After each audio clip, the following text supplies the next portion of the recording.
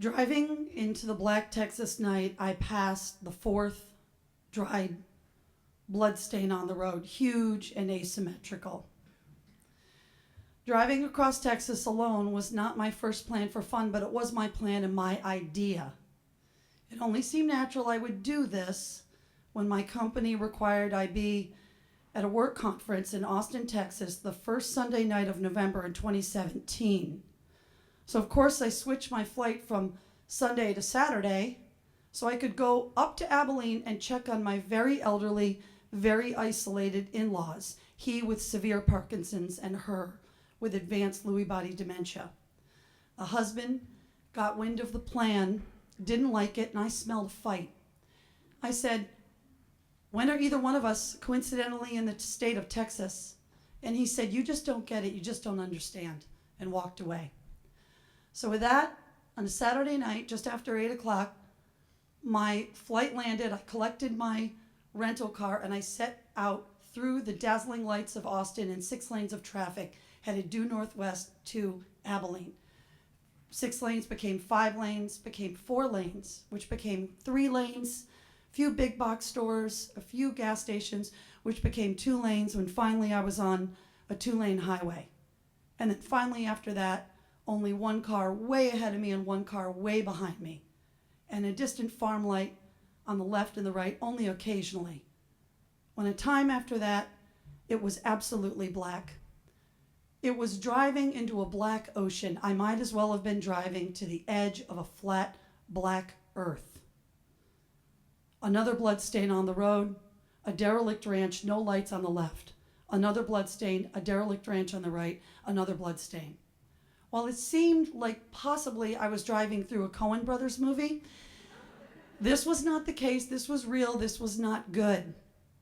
And my phone hadn't had a notification in hours. And I thought, if the car breaks down, I'm done. There is no saving. There is no AAA.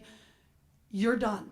When suddenly a light shone on the passenger seat, I looked and suddenly it said, Dad, who I'd forgotten I told this plan days before. Hello? Where are you? Somewhere in Central Texas. Where are you going? Early, halfway between Austin and Abilene. Did you get the hotel? No. You better get the hotel. Click. I called 4 chains, all booked. 1 lonely room available for the unsettling flea bag price at a night's inn. I asked the reception, why are all the rooms booked? Hunting festival in town, hunters are here. You want the room? Yes. Are you gonna get here by midnight? Because I'm looking to settle in for the night.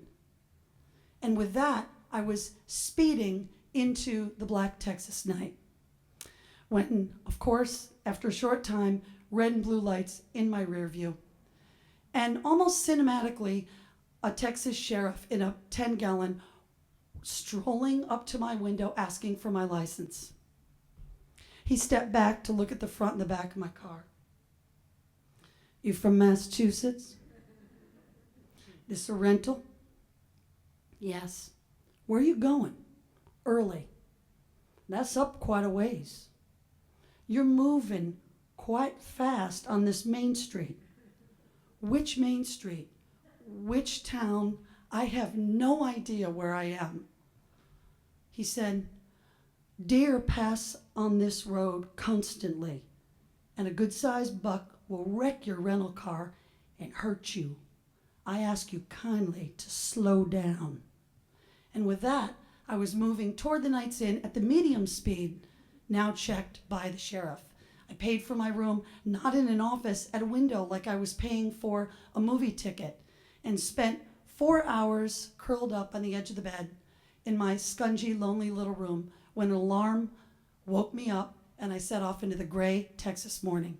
After 2 hours, the industrial landscape of Abilene appeared, and I made it to the house where I rang the doorbell and knocked, and rang the doorbell and knocked, and rang the doorbell and knocked again.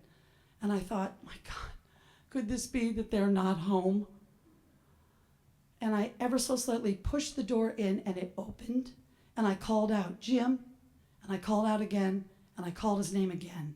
And I saw him standing there looking at the morning's paper, and I remembered he's almost completely deaf. He greeted me, I collected him, and I took him to see his wife of over 50 years in a nursing home, where there were holes in the drywall above her bed, and the pungent tang of urine visited the nose in every corner of that facility. Right after that, in a Sonic parking lot, this person, not my blood, or as they say, kinfolk, said to me, "Well, what do you suggest for this old broken down hillbilly?" His humanness filled the air. I said, "Jim, this isn't safe. You two need to make plans and get north." I dropped him off and then set forth south to a day of driving back to Austin, into a landscape I had driven through the night before but was seeing for the very first time.